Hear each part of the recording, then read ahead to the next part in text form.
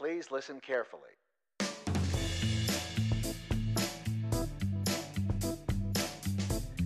Well, hello, universe. Welcome to the Optimist Daily Update. I'm Summers McKay. And I'm Kristy Jansen, and we're part of the team behind the Optimist Daily, making solutions the news.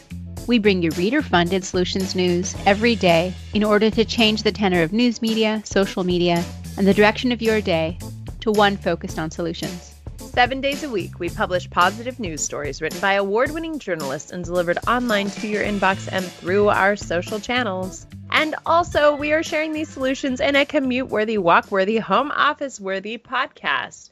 Kristy, we have way more than 10,000 listens. The numbers keep going up. It's amazing. And today is Tuesday, the 27th of October, 2020. Well, it seems like we should keep doing this, Kristy. Podcast? Yeah, talking? This podcast thing. This morning? This talking, this sharing solutions thing. I'm really grateful for everyone who listens. And I guess we've got a thing here, huh? Me too. And it's weird when we don't start our days talking to each other. So yeah, I'm kind of addicted to it myself. Yes. Honestly, even if we didn't have any listens, I'd probably want to keep doing it. Poor Amelia would be like, so I have these two crazy ladies who I have to listen talk to each other and pretend there's a podcast. I feel a little bit like maybe it's all fake and somebody's just amusing us and humoring us that we are compelling. But nonetheless, it does seem to be working. And as many of you who are readers and listeners on the Optimist Daily, you may have received our email yesterday. It was a letter from the CEO and the CCO, the Chief Content Officer, explaining why we have a pay reminder up on the optimistdaily.com. Now, all news publishing websites, everybody everywhere has a subscribe.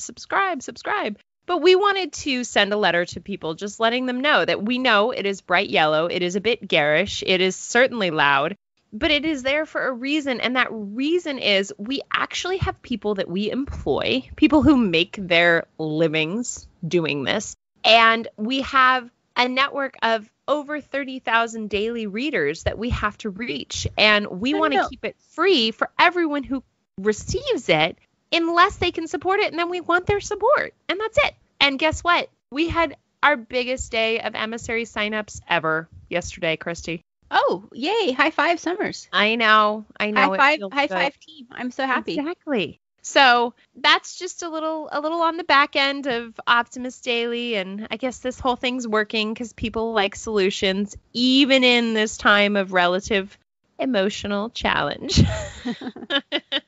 We're all a bit raw. Day. Yeah. Right. Yeah.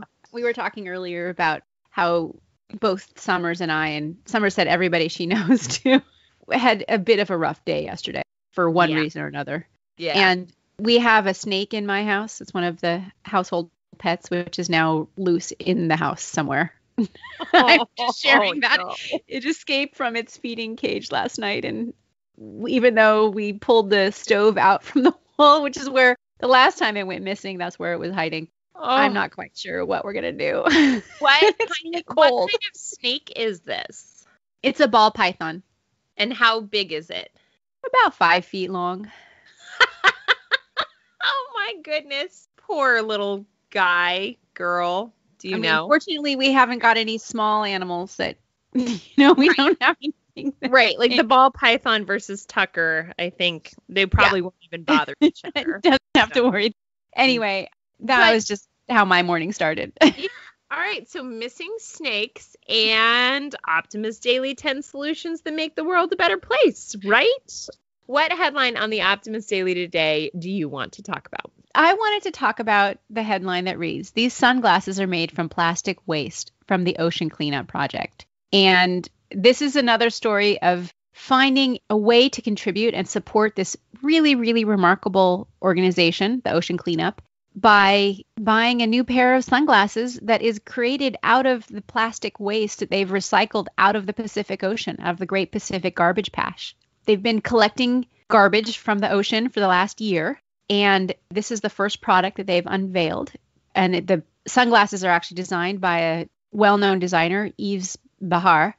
It's been one of their goals is to create something useful out of that collected waste. And I like this story because it really talks to that whole circular economy, which I've been a huge proponent of. I really think that's the model, the mentality we have to move towards as we're trying to clean up the human impact on this planet, whether it's plastics or carbon in the atmosphere, fossil fuels moving to batteries. We have to design circular supply chains that takes things and turns them into something different. So that's the goal that Boyan Slat, who's the founder of the Ocean Cleanup, was really trying to inspire with this. And he always wanted to create something useful out of that collected waste. Because what else are you going to do? And we love Boyan Slat, right? Yeah. The Ocean Cleanup, they had a solar powered barge that I think his organization was behind. He's an activist and a social entrepreneur and really somebody who's here to inspire all of us to get involved how we can. So the Ocean Cleanup, in order to create these sunglasses, they had to work with a team and many different partners to sort through all the waste they'd pull out of the water. It's a challenging thing. A lot of this is very degraded. It's all mixed kinds of plastics. It's not designed to be recycled, honestly. Even if the plastic manufacturers say that you can recycle things, it's hard to because there hasn't really been a process that's been adopted before. And so Slat actually says, he's quoted in this article, that we had to set up a completely new supply chain because this material that's contained has never been processed before. I think there's an opportunity here, which can be tremendous, but it's probably expensive at this point. So it's really finding a way to use this material in a positive way. The other thing that I liked about this, and I think most of the material that was able to be used to create these sunglasses were the abandoned fishing nets and HDPE plastic. I'm not exactly sure what that is, but it's like a kind of plastic. So some of the plastic isn't able to be actually recycled, but the stuff that is shredded, washed, and turned into pellets that can then be melted into new plastic forms. And these sunglasses are designed so that they can easily be taken apart, so that once they are worn out and you no longer useful, you can take them apart and also recycle the material again. So they're designed with recycling in mind.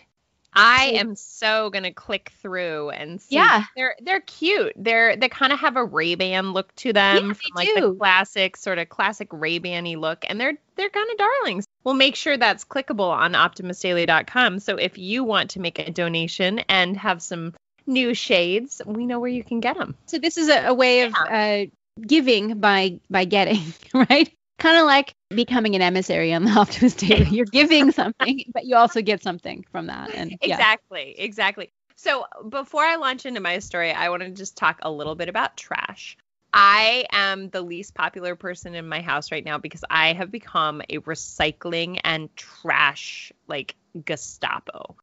Every morning, wake up, take the baby out, get her situated in front of her baby Einstein while I make her breakfast. And then the first thing I do is dig through my kitchen trash and relatively aggressively pull out all the things that could have been recycled.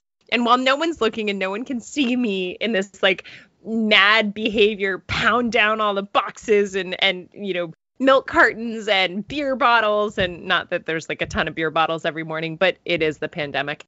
My husband made a comment yesterday that there are starting to be too many rules in the house because we have to baby proof everything. And then I'm so sick of the Clampett style trash living in our front yard because nobody wants to break down the boxes. And then I am digging furiously through the morning trash. And I am a crazy person when it comes to it. But I see the ocean every single day. And I truly believe that while our waste management systems are not operating at true optimal levels and there is a lot of room to grow, I want to be part of the solution. So that is why there is a lot of pounding of cardboard and paper products in my life. It's how I'm getting my aggression out early morning. If you gather them up, then maybe you can make your own pair of sunglasses someday. Yes, Summers. I will make them into pellets. Exactly. Next week, we will hear how Summers has, instead of composting, has developed an entirely at-home pellet making from plastic.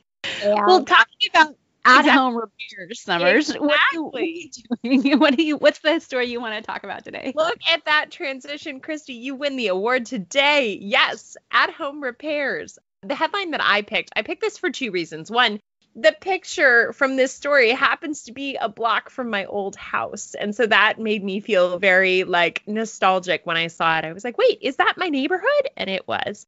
But also because I really love what this company is doing as an innovative way of launching into the marketplace. So RepairSmith is changing car repairs with convenience and philanthropy. Basically, we all know you've got to take your car to the mechanic. It's kind of a pain, and then you're stuck without a car, or do you have a rental, or how long is it going to take? What are you going to be doing? And what this company does is it basically becomes the Uber of car repairs. The company lets you book a repair online. They come and fix your car at your home or your office, for those of us who still have offices. The company, which is operating in California, Nevada, and Arizona, can complete about 90% of repairs using supplies in their mobile repair vans. And anything they can't fix on the spot, they'll take your car to their workshop and return it when fixed. Now, they launched at the beginning of the pandemic.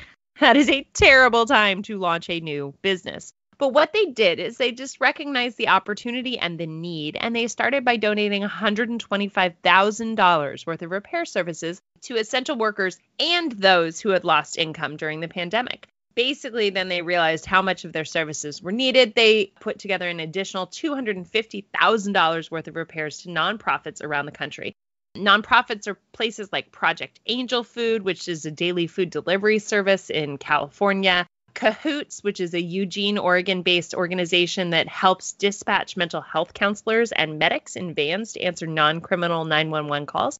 That's sort of the social justice reform that we have talked about and the reallocation of police resources. And the next step is to include expanding its fleet and growing. RepairSmith founder Joel Milne thinks his company is the future of maintenance and repair of the 21st century. You can dig in and read more about this organization, but I love the lithe way this company has responded to a complicated situation. Launching during the pandemic has been really challenging. I know that running a startup during the pandemic has been quite an adventure. And I love that their investors and that the structure of their company was such that they were able to give back. And I love the idea of doing good and doing well. So allowing their doing good to promote the opportunity to find new customers to do well. If you are in any of the places where RepairSmith is working, California, Nevada, and Arizona, take a look. And I wonder if they could help the windstorm damage to my car. I don't know if they're a body shop, but yeah, I don't think they're a body shop. And Kristy, I'm sure they'll figure out how to get into the electric vehicle market soon, too. No, I think this is great. Well, the good thing about electric vehicles is they really rarely actually break down. That's what I love about my hardy electric motor, other than the batteries, which do lose their charge. But the thing that I wanted to mention about this company is that if they are successful in this awful period of time during this pandemic and the economic slowdown related to that, they have a really good chance of being successful in when things come back to normal. And I think I read somewhere that if you can survive this kind of an economic situation, then those are the companies that last for hundreds of years.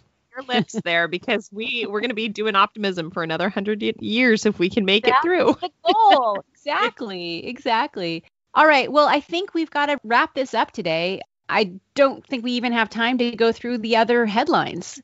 Okay, really quickly, there's a headline about houseplants, no question, and lots of great self-care headlines, lots of great articles. There is an article about electric vehicles and cooking skills and Parkinson's disease and don't sell turtles in South Carolina. And that's all. Thank you for listening to the Optimist Daily Update. We promise to continue to share positive solution-based stories with ideas on how you can participate in this changing world and ensure it is changed for good.